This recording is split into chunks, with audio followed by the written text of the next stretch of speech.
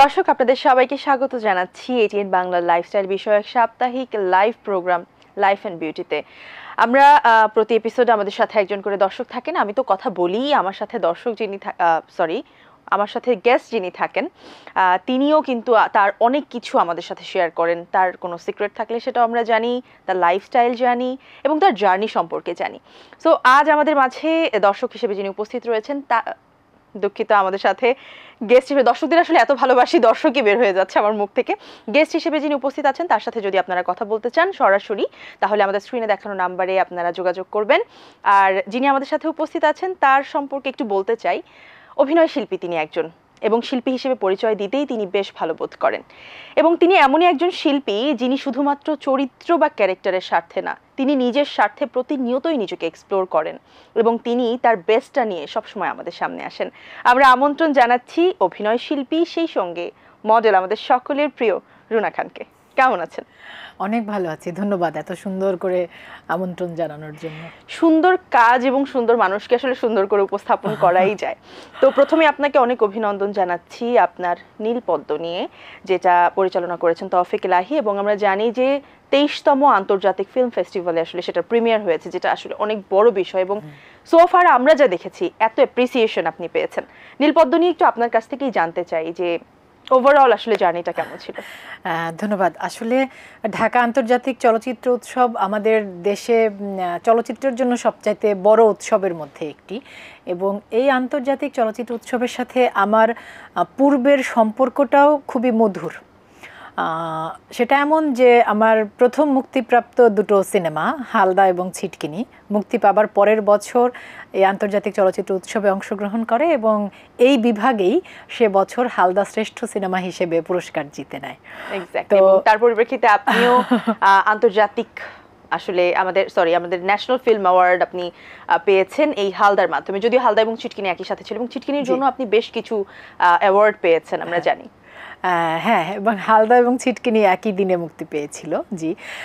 আর এবার মানে নীলপদ্মর ক্ষেত্রে যেটা বিশেষ সেটা হলো যে এই চলচ্চিত্র উৎসবে আমাদের দেশেরও 10টি সিনেমা অংশগ্রহণ করছে। তার মধ্যে অন্য সিনেমাগুলো আগে হলে মুক্তি পেয়েছে, তারপর উৎসবে অংশগ্রহণ করছি। আর নীলপদ্ম এই উৎসবেই সিনেমাটার প্রথম প্রিমিয়ার হচ্ছে, এবং দুটো শো, একটা জাতীয় জাদুঘরে আর একটা নর্থ সাউথ মিলনায়তনে। যেটা বলছিলেন যে দুটো প্রদর্শনীতেই এত দর্শক সমাগম হয়েছে। বিশেষ করে আমি নর্থ সাউথের শোটার কথা বলবো, যে সেখানে বিশ্ববিদ্যালয়ের শিক্ষার্থীরা দর্শক হিসেবে দর্শকের আসনে ছিলেন, এবং জাতীয় জাদুঘরে এই মানে যেহেতু এই পাড়াতে এই দিকের তরুণ প্রজন্ম, বিশ্ববিদ্যালয়ের শিক্ষার্থীরা বা অনেক সাধারণ দর্শকরা এসেছেন, অনেকেই তাদের ভীষণ ভালো লাগার কথা জানিয়েছেন সিনেমাটার প্রতি, অভিনেতা অভিনেত্রীদের প্রতি। আপনি শুধু আমার কথা বলছেন আমি নই, সিনেমাতে আরও যারা অভিনয় করেছেন আমি বিশেষভাবে বলবো অপু ভাইয়ের কথা, রাশেদ মামুন অপু, সেতু ভাই, শিমুল ভাই, তারা প্রত্যেকেই ভীষণ ভালো অভিনয় করেছেন এবং দর্শকরা খুব পছন্দ করেছে তাদের সবার অভিনয়। অবশ্যই, এবং যেই কারণে আমার মনে হয় যে আরও বেশি চলচ্চিত্রটি আরও বেশি সমাদৃত হচ্ছে বা সবাই খুব অ্যাপ্রিসিয়েশন করছেন, সেটা হচ্ছে এই সিনেমার কাহিনীটা নিয়ে, গল্পটা নিয়ে। গল্পটা একদমই ভিন্ন আঙ্গিকের একটা গল্প এবং খুব চ্যালেঞ্জিং একটা ক্যারেক্টারে কিন্তু আপনি ছিলেন, এবং আমরা জেনেছি যে এই ক্যারেক্টারটাতে ইন করার জন্য বা এই ক্যারেক্টারটাকে অ্যাকচুয়ালি প্রপারলি ফুটিয়ে তোলার জন্য কিন্তু আপনি তাদের লাইফটা তারা কিভাবে লিভ করে বা তারা কিভাবে আসলে তাদের প্রতিনিয়ত তাদের দৈনন্দিন জীবনগুলো কাটায় সেটাকে আপনি বেশ অবজার্ভ করেছেন। তো সেটা আসলে কতখানি চ্যালেঞ্জিং ছিল আপনার জন্য? হ্যাঁ, এই চরিত্রে কাজ করা আমার জন্য চ্যালেঞ্জিং ছিল, ভীষণ চ্যালেঞ্জিং। তবে সেই জার্নিটাকে খুব সহজ করে দিয়েছেন আমার পরিচালক এবং সহশিল্পীরা। আমার পরিচালক তৌফিক এলাহি, এটি তার নির্মাণের প্রথম পূর্ণদৈর্ঘ্য সিনেমা। এই সিনেমাটি নির্মাণের পূর্বে তিনি একটা দীর্ঘ সময় এই পেশাজীবী মানুষদেরকে নিয়ে গবেষণা করেন। তিনি একজন পেশাগতভাবে শিক্ষক, তিনি নর্থ সাউথ বিশ্ববিদ্যালয়ে শিক্ষক হিসেবে আছেন। তো এই পেশাজীবী মানুষদেরকে নিয়ে গবেষণা করতে গিয়েই আসলে তিনি এত অমানবিকতার গল্প পান, এই জীবনগুলোতে এত বঞ্চনার গল্প পান, এবং এত জীবনের এত গল্প, সেটা তাকে ভীষণভাবে স্পর্শ করে এবং সেখান থেকেই তিনি সিদ্ধান্ত নেন যে তিনি এদের জীবনের গল্প নিয়ে একটা সিনেমা তৈরি করতে চান। তিনি চিত্রনাট্যটা যেভাবে সাজিয়েছেন যে একটা সিনেমায় তো এত জীবনের গল্প বলা সম্ভব না, তিনি একটি চরিত্রকে ধরে ওই পেশাজীবী মানুষের জীবনের গল্প বলতে চেয়েছেন এবং সেই চরিত্রে তিনি চিন্তা করেছেন আমাকে। আমার ধন্যবাদ, আমার ভীষণ ধন্যবাদ, কৃতজ্ঞতা আমার পরিচালকের প্রতি। তো ওই যে আপনি যে বলছিলেন না যে চরিত্রটা কাজ করার চ্যালেঞ্জ, সেই চ্যালেঞ্জের ক্ষেত্রে আমার পরিচালক সেই গবেষণা থেকে যেই তথ্য উপাত্ত পেয়েছেন, তিনি আমাকে সেই সমস্ত তথ্য দিয়ে সহযোগিতা করেছেন। আমার সহশিল্পীরা ছিলেন ভীষণ সহযোগিতা পরায়ণ। আমি এক্ষেত্রে আবারও বলবো অপু ভাইয়ের কথা। অপু ভাই অত্যন্ত কি বলবো, ভীষণ জনপ্রিয় একজন অভিনেতা, অত্যন্ত সহযোগিতা পরায়ণ একজন সহশিল্পী সেতু ভাই, এবং একেবারে লোকেশনে আমরা শুটিং করেছি। একটা বড় অংশের শুটিং হয়েছে দৌলতদিয়াতে, এবং এই নীলপদ্মের শুটিং করার উদ্দেশ্যে আমি প্রথম সেই জায়গাটাতে গেলাম। যে কদিন আমরা ওখানে কাজ করেছি, ওখানকার মেয়েরা ওরা আমাদেরকে এত সহযোগিতা করেছে, আমাদের পুরো টিমকে। তো নীলপদ্মের নীলাকে পর্দায় বিশ্বাসযোগ্য করার চ্যালেঞ্জে আমাকে আমার আশেপাশের সবাই এত সহযোগিতা করেছে যে কৃতিত্বটা আসলে সবার। অবশ্যই, কারণ একটা টিম ওয়ার্ক, আসলে টিমের সবাই যদি তার বেস্ট এফোর্টটা না দেয় তাহলে তো ভালো করা অ্যাকচুয়ালি সম্ভব না। এবং এই যেহেতু আপনি বললেন যে গ্রাউন্ড ওয়ার্ক হয়েছে অনেক দিন, এবং যেহেতু এটা নিয়ে অনেক দিনের একটা আলোচনা পর্যালোচনা হয়েছে, আপনার কাছে যখন ক্যারেক্টারটা ফার্স্টে আসে আপনার মাথায় প্রথমে কি কাজ করেছে? আচ্ছা, এই চরিত্রটা আমার কাছে আসারও একটা মজার ব্যাপার আছে। সেটা হচ্ছে যে আমি বলছিলাম তৌফিক ভাইয়ের প্রথম সিনেমা, যেহেতু প্রথম সিনেমা, তার সাথে আসলে আমার পরিচয় ছিল না। তিনি আমাকে ফোন করেন আমাদের সজল ভাই, অভিনেতা আব্দুল নূর সজল, কারণ তারা দুজনেই জাহাঙ্গীরনগর বিশ্ববিদ্যালয়ের পড়াশোনা করেছেন, সেই সুবাদে তারা পূর্ব পরিচিত। তো সজল ভাই আমাকে বলেন যে এরকম আমার মানে বিশ্ববিদ্যালয়ের একসাথে আমরা পড়েছি, তো একটা সিনেমা বানাবে, আমার চরিত্রটা শুনে মনে হয়েছে যে তুই এটাতে ঠিকঠাক হতে পারিস। তো তারপর আমাকে তৌফিক ভাই ফোন করলেন, চিত্রনাট্যটা পাঠালেন। চিত্রনাট্যটা পেয়ে আসলে আমি ভীষণ আনন্দিত চিত্তে কাজটা করতে রাজি হয়েছিলাম এবং কাজটার সাথে যুক্ত হয়েছিলাম, কারণ যে চরিত্রে তিনি আমাকে ভাবছেন সেই চরিত্রটির নাম নীলা। সিনেমাটি যাদের গল্প বলছে, এই নীলা চরিত্রটি সেই শ্রেণীর মানুষের প্রতিনিধি হয়ে কাজ করছে। সিনেমাটির নাম নীলপদ্ম, নীলাকে আসলে নীলপদ্ম বলে সম্বোধন করা হচ্ছে। তো একজন অভিনয়কর্মী হিসেবে যখন একটি সিনেমার কেন্দ্রীয় চরিত্রে বা যেই চরিত্রের মধ্য দিয়ে সিনেমাটার গল্প বলা হবে সেই চরিত্রে কাজ করার সুযোগ বা প্রস্তাব আসে, সেটা তো আমি মনে করি ভীষণ রকম সম্মানের, ভীষণ রকম আনন্দের। অবশ্যই তাই। এবং যদি আসলে আমাদের সমাজের যে অবহেলিত শ্রেণী বলি বা খুবই একদম কোন ঠাসা হয়ে থাকে যেই মানুষগুলো, তাদেরকে রিপ্রেজেন্ট করার বা তাদেরকে ফুটিয়ে তোলার যদি আসলে কোনো চরিত্র হয়, তাহলে বোধহয় শিল্পীদের মনে আরো বেশি ভালো লাগা কাজ করে যে না, তাদের জন্য অ্যাকচুয়ালি কিছু করা যাচ্ছে। হ্যাঁ হ্যাঁ, এটা আমি এর আগেও এক জায়গায় বলেছিলাম যে আমি আসলে এটা বিশ্বাস করি যে আমরা যারা সুবিধাপ্রাপ্ত, সেটা আমরা পারিবারিকভাবে বলি, শিক্ষা মানে আমাদের পরিবার আসলে আমাদেরকে সেই নিরাপদ জীবন, শিক্ষা, বাসস্থান সব কিছু আছে, আসলে আমরা অনেক ব্লেসড।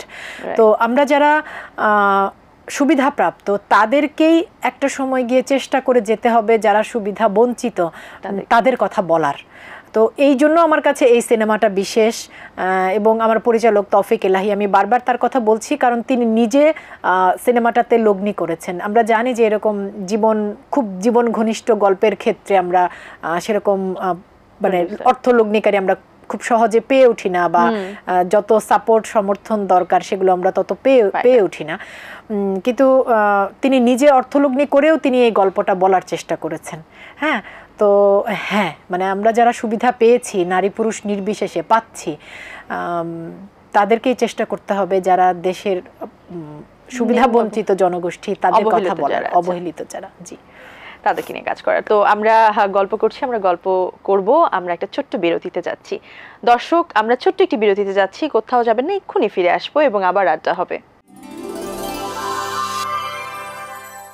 দর্শক, বিরতির পর আবার ফিরে এলাম, দেখছেন লাইফ অ্যান্ড বিউটি। আমাদের সঙ্গে আজকের অতিথি হিসেবে রয়েছেন আমাদের সকলের প্রিয় অভিনয় শিল্পী রুনা খান। তো আমরা কথা বলছিলাম নীলপদ্ম নিয়ে, এবং নীলপদ্ম যেটা আপনি বললেন বা আমরা যেটা জানলাম আসলে এটার পেছনের যে গল্প, স্ট্রাগল এবং যে হার্ড ওয়ার্ক আসলে সবার, সেটা কিন্তু পে অফ, কারণ সবাই এত বেশি প্রশংসা করছেন। তো আমরা জানি অনেক ব্যস্ত আপনি, অনেক ব্যস্ততার মাঝেও আপনি আমাদেরকে সময় দিয়েছেন, এবং খুব বেশ রিসেন্টলি গতকালকেই আপনি একটা ফ্যাশন উইকের, অর্কা ফ্যাশন উইকে আপনি তানের হয়ে শো স্টপার হয়ে কাজ করেছেন, এবং সেটা শেষ হয়েছে বেশ ভালোভাবে। এই সম্পর্কে একটু জানতে চাই, কেমন ছিল এক্সপিরিয়েন্স? খুব ভালো। আমি তরুণদের সাথে কাজ করতে ভীষণ ভালোবাসি। আমি নতুন নতুন কাজে নিজেকে যুক্ত করতে, আবিষ্কার করতে ভীষণ ভালোবাসি। আমরা জানি যে আর্কা ফ্যাশন উইক চলছে 2025, এবং গতকাল ছিল আমার ডিজাইনার, ওর নাম তানহা শেখ, ওর লাইনের নাম তান, এবং তানহার শো স্টপার হিসেবে র্যাম্পে হাঁটা আমি ভীষণ উপভোগ করেছি, কারণ ও একেবারেই তরুণ একজন ডিজাইনার।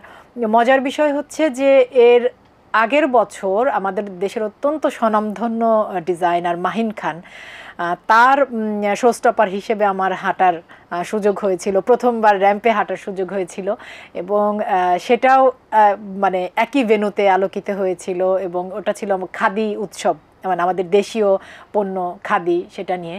এবং আমার দুটো শোয়েরই কোরিওগ্রাফার ছিলেন আজরা মাহমুদ। আমি ভীষণ রকম উপভোগ করেছি, এবং যারা ছিলেন তারাও খুবই কি বলবো, শুভকামনা, অভিনন্দন, অভিবাদন জানিয়েছেন যে তাদের ভালো লেগেছে। ধন্যবাদ আমার ডিজাইনারদের প্রতি, বিশেষ করে তানহার প্রতি আমার বিশেষ ধন্যবাদ, কারণ ও একেবারেই তরুণ একজন ডিজাইনার। আমি তরুণদের সাথে কাজ করতে ভীষণ ভালোবাসি, এবং তাদেরকে আসলে ব্লুম করার জন্য যা যা করণীয়। তো এছাড়া আর কি নিয়ে ব্যস্ততা, বা সামনে আমরা আর কি কাজ দেখতে পাচ্ছি? আচ্ছা, সামনে আরও 3টি সিনেমার শুটিং শেষ করে রেখেছি। একটি মাসুদ পথিকের বক, একটি জাহিদ হোসেনের লীলামন্থন, আর একটি কৌশিক শঙ্কর দাসের দাফন। এর মধ্যে কৌশিক শঙ্কর দাসের দাফন যে সিনেমাটি, সেই সিনেমাটিতে আমি যে চরিত্রে কাজ করেছি সেই চরিত্রটির নাম কুলসুম। কুলসুমের জীবনের একটি সত্যি ঘটনা অবলম্বনে সিনেমাটি নির্মিত। সিনেমাটা আমার কাছে বিশেষ, কারণ কৌশিকদার পরিচালনায় কাজ করবার অভিজ্ঞতা খুব দারুণ। তারপর জাহিদ হোসেনের যে সিনেমাটি লীলামন্থন, সেই সিনেমাটিতে আমার সহশিল্পী হিসেবে আছেন শহীদুজ্জামান সেলিম এবং ইমতিয়াজ পরশন, দুজনেই আমার ভীষণ পছন্দের অভিনেতা, বিশেষ করে সেলিম ভাইয়ের অভিনয়। আর ওই সিনেমাটার গল্প হচ্ছে একজন নারীর সন্তান, মানে সন্তানের প্রতি নারীর আকাঙ্ক্ষা, সন্তান বিক্রি করে দেওয়ার গল্প। হ্যাঁ, তো হ্যাঁ, মানে ভিন্ন ভিন্ন চরিত্রে গল্পে কাজ করার সুযোগ পাচ্ছি। 3টা সিনেমার কাজ করেছি। আমি খুবই আশাবাদী, আশা করছি এই বছরই সিনেমাগুলো মুক্তি পাবে।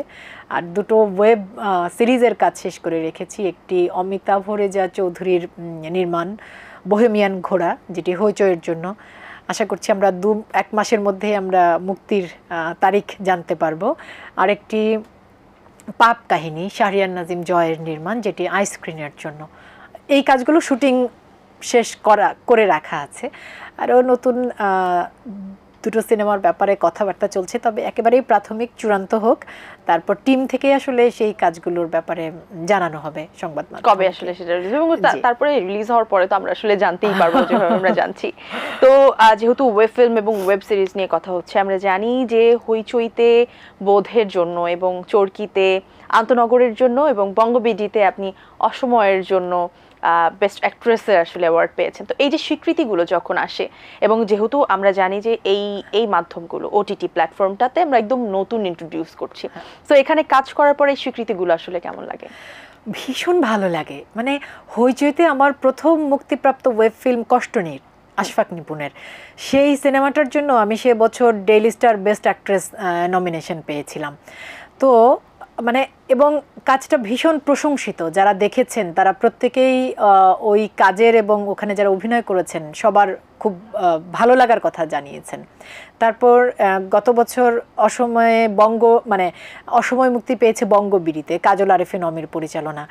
আমাকে সেদিনই বঙ্গ টিম থেকে বলছিল যে অসময় হচ্ছে ওই বছরে ওদের সবচাইতে বেশি ওয়াচড ফিল্ম। তো হ্যাঁ, মানে কাজগুলো যখন দর্শকরা দেখছে, প্রশংসা করছে, সেটা তো ভীষণ ভালো লাগার। তার সাথে সাথে যখন পুরস্কার পাওয়া যায় সেটা আরেক রকমের স্বীকৃতি, সম্মান, বেশ ইন্সপিরেশন তো কাজ করে, ভীষণ আরো ভালো করে। লাগে। অবশ্যই উৎসাহিত হই, ভালো কাজের জন্য যখন স্বীকৃতি পাই সেটা ভীষণ উৎসাহব্যঞ্জক। অবশ্যই তাই। তো এখন একটু চলে আসি যে যেহেতু বেশ অনেক দিন 2 দশকের বেশি ধরে আপনি কাজ করছেন, এই ইন্ডাস্ট্রিতে কাজ করা হয়েছে এবং সেই শুরু থেকে আমরা দেখেছি সিসিমপুরে আপনাকে দেখেছি আমরা, সেখানেও বেশ সুন্দর এবং বেশ শিক্ষণীয় একটা ক্যারেক্টারে কাজ করেছেন। এরপর আমরা আপনাকে গ্রামীণ ফোনের বিজ্ঞাপনে দেখেছি, বেশ উল্লেখযোগ্য আমরা অনেক কিছুতে আপনাকে দেখেছি। সো সেখান থেকে কাজ করে এখন আপনি বলছেন যে নতুন প্রজন্মের সাথে কাজ করতে আপনি বেশ এনজয় করেন। সো নতুন প্রজন্মে আমরা যারা ইন্ডাস্ট্রিতে কাজ করছে, অভিনয় করছে, তাদের মধ্যে আসলে কার কার অভিনয় ভালো লাগে বা কে কে ভালো করছে বলে আপনার কাছে মনে হয়? ওদেরকে অবশ্য এখন নতুন বলাও মুশকিল, কারণ ওদের পরেও আরো নতুনরা কাজ করছে। তবে যাদের কাজ আমার বেশি দেখা হয়েছে আমি তাদের কথা বলি। যেমন মেহজাবিনের অভিনয় আমার খুব পছন্দ, ফারিনের অভিনয় আমার খুব পছন্দ, তাসনিয়া ফারিন। তারপর ওদের পরেও যারা কাজ করছে তাদের মধ্যে সারিকা সাবা খুব ভালো কাজ করে। অনেকের মানে মেহজাবিন ফারিন কিন্তু ওদেরকে আমি নতুন বলছি না, কারণ ওরা অলরেডি প্রতিষ্ঠিত, ভীষণ জনপ্রিয়, খুব ভালো কাজ করছে। হ্যাঁ হ্যাঁ, অনেকের কাজই আমার খুব ভালো লাগে। বেশ ভালো লাগে, নতুনরা আসলে বেশ ভালো কাজ করছে। এবং একটা সময় পর্যন্ত কিন্তু বেশ কিছুদিন আগ পর্যন্ত আমরা শুনছিলাম যে আমাদের ইন্ডাস্ট্রিতে খুব ক্রাইসিস যাচ্ছে, ভালো কাজ হচ্ছে না, ভালো প্রোডাকশন হচ্ছে না, ভালো অ্যাক্ট্রেস পাচ্ছি না। তো সেই জায়গা থেকে কিন্তু এখন মোটামুটি অনেকটাই আমরা উতরে গেছি।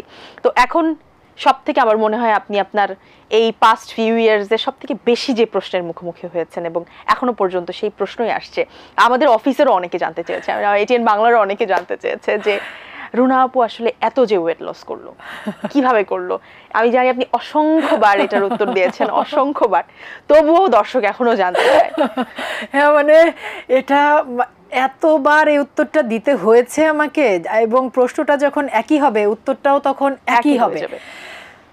সবাই শুনতে চায়। আচ্ছা, প্রথম কথা হচ্ছে এটা একেবারেই আমার ব্যক্তিগত জার্নি। হ্যাঁ, আমি 10 বছরে বিভিন্ন সময় চেষ্টা করেছি, কিন্তু আমি যেহেতু ধারাবাহিকতা বজায় রাখতে পারিনি, সেই চেষ্টাটার ফল পাইনি।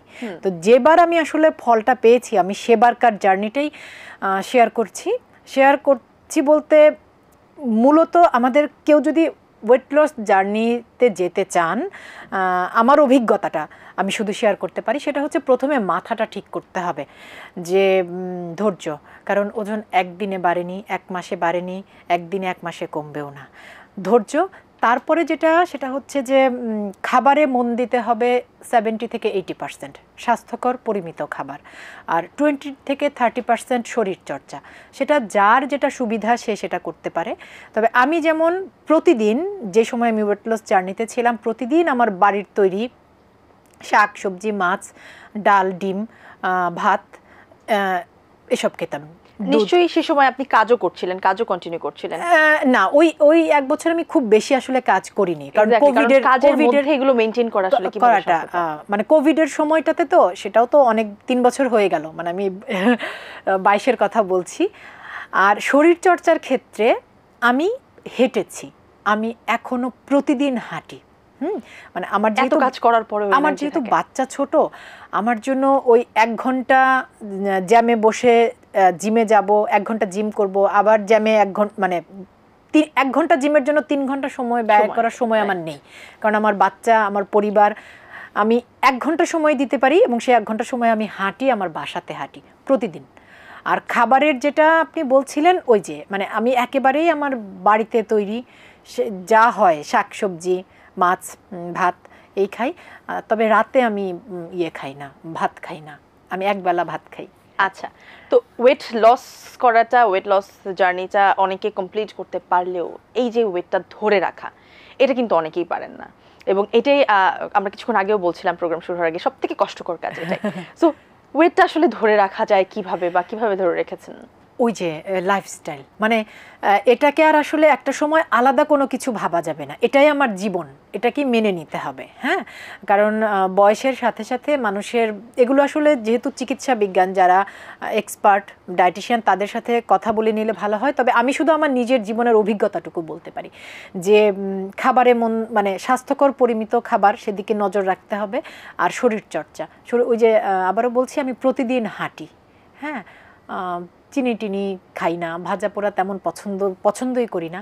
আমি প্রতিদিন খাই শাক সবজি, ফলমূল, এবং ভাত। এখন এগুলোর সাথেই ভালোবাসা হয়ে গেছে। হ্যাঁ, এগুলোর সাথে একদিন আমি আরাম করে খাই, একদিন আরাম করে কাচ্চি খাই, সেদিন খেলাম 2 প্লেট মন ভরে, পেট ভরে।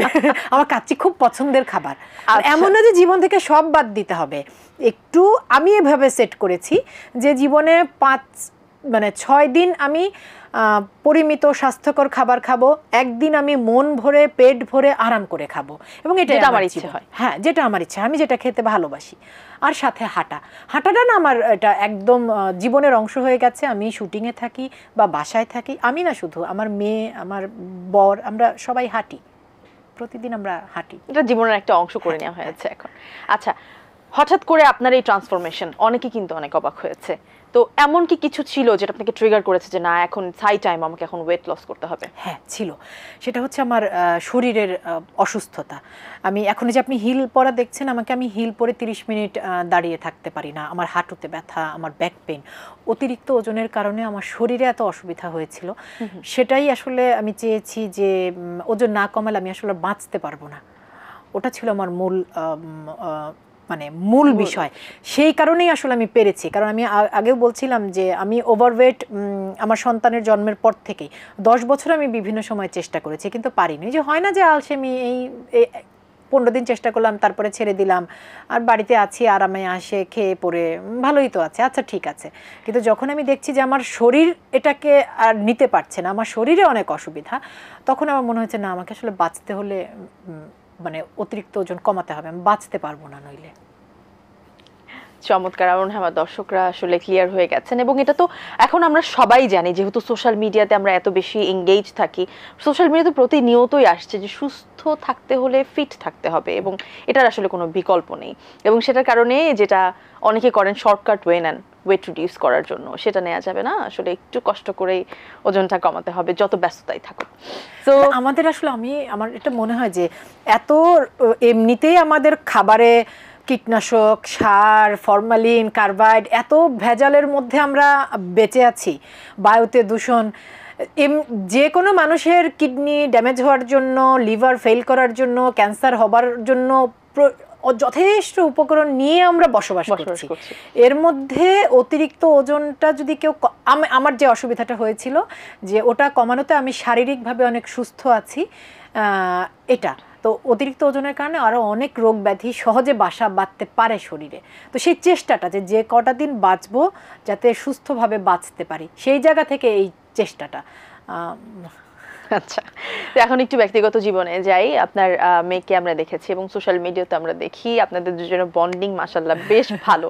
সো ও কি আসলে বড় হয়ে অভিনয়ে আসতে চায় কিনা, বা ওর আসলে কি ইচ্ছা, বা আপনার কি ইচ্ছা প্যারেন্টস হিসেবে? হ্যাঁ, আমার মা এবং ওর বাবা, আমাদের দুজনেরই একটাই চাওয়া যে আমাদের সন্তান একজন স্বনির্ভর মানুষ হোক। সে পেশা হিসেবে যে কাজটা করতে চায় সেটা সে সিদ্ধান্ত নেবে। তো তার পড়াশোনা শেষ করা পর্যন্ত আমরা বাবা মা আমাদের দায়িত্বটা, সমর্থনটা দিয়ে যাব, পালন করব। তারপর তার পেশা বেছে নেওয়ার সিদ্ধান্ত তার, সে যা করতে চায় তাই হবে। মনে হয় না তার অভিনয়ে আসার ব্যাপারে কোনো আগ্রহ আছে। সে আপনাকে অ্যাপ্রিশিয়েট করে তো, আপনি যখন কাজ করেন, বিজি থাকেন? আমার কাজ আমার মেয়ে ভীষণ ভালোবাসে। শুধু আমার মেয়ে না, আমার মেয়ে, আমার পরিবার, আমার আমার মায়ের পরিবার, আমার বাবা শ্বশুর বাড়ির পরিবার, আমার বন্ধু বান্ধব সবাই। আমি আসলে এত বেশি আশীর্বাদ পুষ্ট একটা পরিবেশে আছি যে আমি ভীষণ রকম ব্লেসড। আমি বারবার এই কথাটা বলি, ব্লেসড। আমার শ্বশুর বাড়ি, আমার বাবার বাড়ি, আমার বন্ধু বান্ধব, আমার খুব কাছের মানুষ যারা, তারা আমাকে, আমার কাজকে সর্বোচ্চ ভালোবাসে না, সর্বোচ্চ রকম সম্মান করে। অবশ্যই। এবং আসলে পরিবারের সাপোর্টটা যদি তেমন ভাবে না থাকে, তাহলে বোধহয় মেয়েদের জন্য স্পেশালি কাজ করাটা বেশ চ্যালেঞ্জিংই হয়ে যায়। আচ্ছা, তো কাজ নিয়ে আসলে নিজেকে আর কোথায় দেখার ইচ্ছে রয়েছে? আমি শুধু যতদিন সুস্থ আছি, বেঁচে আছি, অভিনয় আর মডেলিংটা করে যেতে চাই।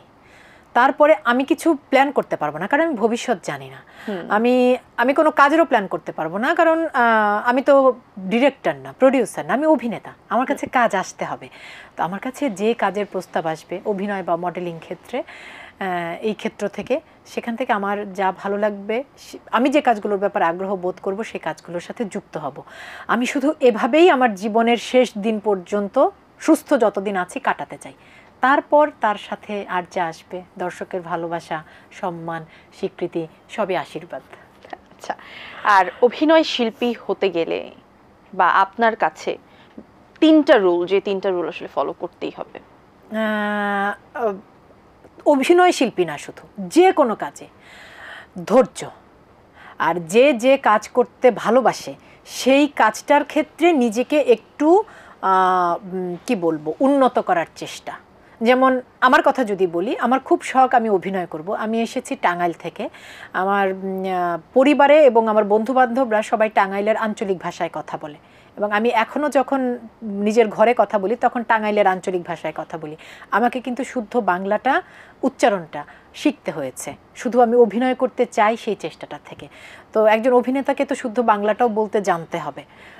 তো যে যে কাজ করতে ভালোবাসেন সেই কাজের জন্য যা যা প্রয়োজনীয় সেগুলো নিজেকে একটু উন্নত, সমৃদ্ধ করার চেষ্টা, আর ধৈর্য। পৃথিবীতে শর্টকাট বলে কোনো কিচ্ছু নেই, কিচ্ছু নেই, কোনো কাজে ক্ষেত্রে নেই। যত শর্টে আসবে তত শর্টে যাবে। ট্রু। ধন্যবাদ, অনেক চমৎকার বলেছেন এবং আমরা অনেক কিছু জানতে পেরেছি আপনার কাছ থেকে। আপনি অনেক ব্যস্ততার মাঝেও সময় দিয়েছেন, সেজন্য আরও একবার অনেক ধন্যবাদ। এবং ATN Bangla life and beauty টিমের পক্ষ থেকে অনেক শুভকামনা রইল আপনার জন্য। আপনি ঠিক এভাবে আমাদেরকে সুন্দর সুন্দর কাজ উপস্থাপন করে যাবেন। থ্যাংক ইউ, খুব ভালো সময় কাটলো। আপনাকে অনেক ধন্যবাদ। ধন্যবাদ সবাইকে। ধন্যবাদ। দর্শক, এখানেই শেষ করছি। দেখা হবে আগামী পর্বে নতুন অতিথির সাথে। সে পর্যন্ত অবশ্যই সবাই ভালো থাকবেন। যেহেতু এখন ওয়েদার চেঞ্জ হচ্ছে এবং আমাদের আশেপাশে রোগ বালাইয়ের প্রকোপ অনেক বেশি বেড়ে গেছে, নিজেদেরকে সুরক্ষিত রাখবেন, নিজের পরিবারকে সুরক্ষিত রাখবেন, সুস্থ এবং শুদ্ধ সংস্কৃতি চর্চার সঙ্গে থাকবেন এবং অবশ্যই এটিএন বাংলার সাথে থাকবেন। আল্লাহ হাফেজ।